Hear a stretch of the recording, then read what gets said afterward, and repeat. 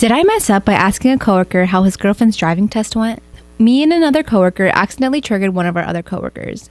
We have a small workplace/shop where everyone's business is constantly spread around. So a coworker of ours recently started dating a girl after splitting from his wife. This new girl was a few years younger than him and did not have a driver's license and was going to college.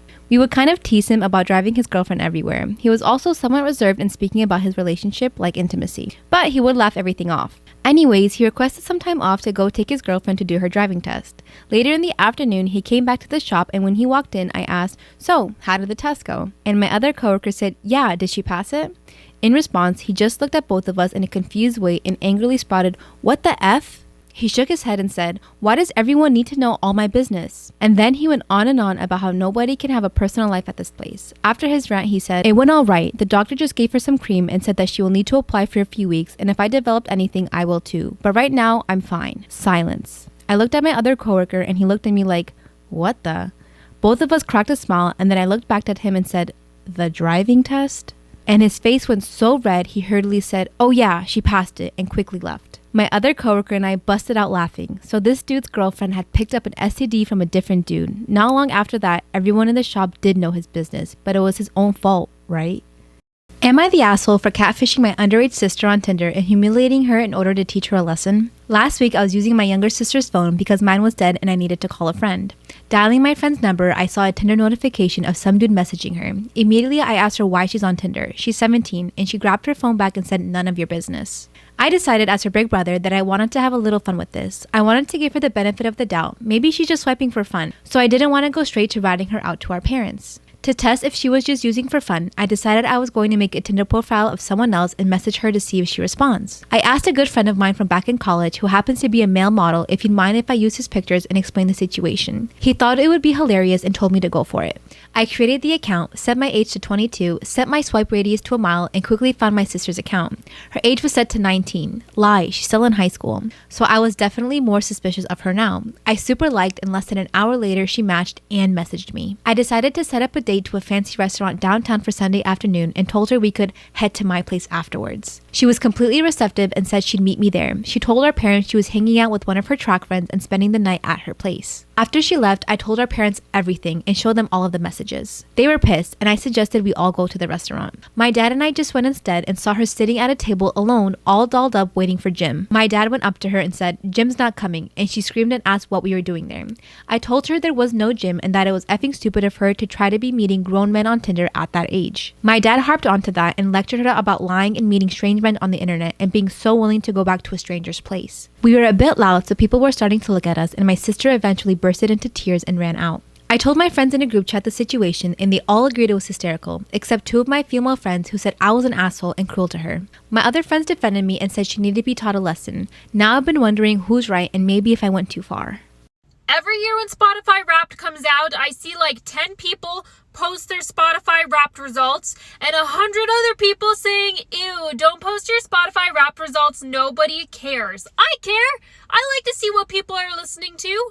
I'm annoyed that you're annoyed. And what's more annoying is that these people complaining don't just complain about the fact that Spotify Wrapped results are getting posted, but they make fun of the artists that people are listening to if they're popular. Like, "Oh, you enjoy listening to the superior vocal stylings of Ariana Grande? That's embarrassing for you.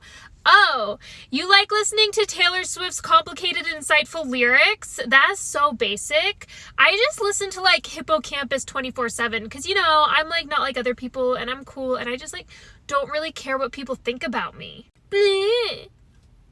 By the way, I do love Hippocampus. If you've never heard of them, check them out. I think they're going on tour this spring. But it doesn't mean that I'm cool or it's not a status symbol of any kind. It just means that I was friends with the effortlessly cool girl in college who wore thrift clothes and tube socks, not because it was trending yet, but because she actually had no money. Also, she had this container of fruit snacks above her bed, and sometimes I would sneak some of her fruit snacks. Then I would feel bad for eating a few of her fruit snacks, so I would go buy a whole new box of fruit snacks, and I would add it to her container, and she never questioned why she had an endless supply of fruit snacks above her bed. But back to Spotify Wrapped. Why are people slam dunking on something that so many people enjoy? If you don't like it, just skip past it or go off of Instagram for a few days. But you don't have to comment on the post that you don't care. That is so rude to do to somebody who's clearly excited about something. For example, I don't care that my friends post monthly pictures of their babies in the onesie with a sticker on the front that's like 4 months old. Don't care. Why? Because the baby looks exactly the same as it did last month. And two, everyone's doing the same trend. So all the babies, all 9 of my friends who had babies that year blend together. But I would never comment on those photos and be like, don't care, didn't ask. I just double tap it and keep scrolling because I know that they're excited that they made a little human and kept it alive longer than any plant that they've ever owned. Okay? It makes them happy. It makes grandma and grandpa happy, and it hurts no one. If you don't like a social media trend, you are more than welcome to sit it out while everybody else enjoys themselves. Am I the asshole for leaving my boyfriend stranded at a party for making a joke? I, 19 female, have been with my boyfriend, 25 male, for about 6 months. We don't live together, but I spend a lot of time at his place. A week ago, I was feeling quite sick and I didn't want to drive home, so I spent the night at his place. He woke me up at about 5 a.m. and to my great embarrassment, I had wet the bed. I helped him clean up the best that I could. I had a temp of about 103.8 and he took me to the hospital and they kept me overnight. A few days later when I saw him again, I apologized for what happened. He then told me that it's all right and he got me a gift. He pulled out a package of adult diapers and then threw them at me. I said, I don't think that's really funny. Am I the asshole for leaving my boyfriend stranded at a party for making a joke? He pulled out a package of diapers and threw them at me, and I told him that I don't think that's very funny. I said I was embarrassed, but he thought it was hilarious. I decided to let it go and talk about it later. We went to a party that night, not really a party, just us and 6 other friends, about an hour away. I drove since he doesn't have a car. After he had a few beers, he started loudly telling them what happened, forgetting to mention that I was sick and had a high fever. He just told them the part about me wetting the bed and him buying the diapers. He encouraged my friends to joke about it, and after trying to explain but being talked over or laughed at, I just left and went home. He's quite upset that I left without him, but I didn't want to be stuck in the car with him. He's calling me sensitive. Am I the asshole for pouring my drink on someone who threw hers in my face first? I went out clubbing last night with my friends. There were 7 of us, 3 guys including me and 4 girls. My girlfriend Hannah was meant to come too, but she was feeling ill. I offered to stay in with her, but she insisted I go out and have a good time. At the club, my friends got talking to a group of women who apparently worked in finance. They were here for some kind of conference and were checking out the local places in their spare time. One of them, Lauren, started trying to chat to me and asked for my number. She was pretty, but I was not interested as I have a girlfriend. I told her this, but she then started asking for pics of Hannah. I showed her and she said that I could do so much better than that. I was very annoyed and told her to leave me alone. Later on, me and my friends were dancing and Lauren and her group came up to us and she started trying to dance with me. I gave her the brush off once again and moved away from her and she gave me a dirty look. A while later, she came back and by that point, she was very drunk. She smirked at me and threw her drink in my face. I was absolutely fuming and in response, I poured my beer on her head. She started crying and ran to the bouncer who got us all kicked out. Everyone then proceeded to have a go at me. I understand that they were annoyed that we got kicked out, but everyone was acting like I was wrong to pour my drink on her. They all saw her splash her drink in my face, but everyone was saying it was nasty to do that to a girl. The ladies in our group were talking about how upset they'd be if someone ruined their dress, hair, makeup by doing that. But when I pointed out she did the same to me, everyone said it wasn't the same. Nobody said goodbye to me last night and I made my own way home. I told Hannah what happened and she agrees that I didn't do anything wrong. I tried to explain myself again over the group chat, but everyone has ignored me. How do I sort this out in a mature way?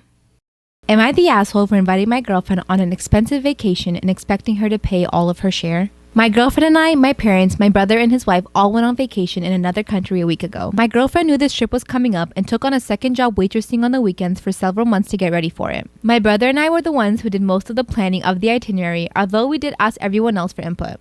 For background, I make around $150,000 as an IT consultant. My girlfriend is a teacher making around $45,000. My parents are pretty affluent as well as my brother and sister-in-law. We have always split things 50-50 in the 2 years we have been together. There were a few times on the vacation where she did not go on the outings with us, wine tasting, scuba diving, etc.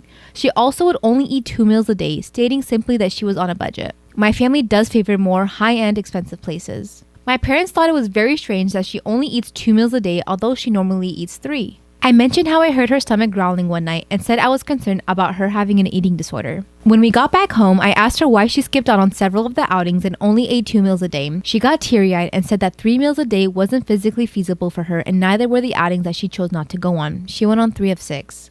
She said she was not expecting everything to cost so much and she was overwhelmed. She also said she doesn't know if this is going to work long term if she is expected to go on vacations like that with people who make much more than her. I feel bad that I did not pick up on her discomfort sooner, but we did agree to split everything 50-50 and I don't know why she agreed to come if the cost was an issue. So am I the asshole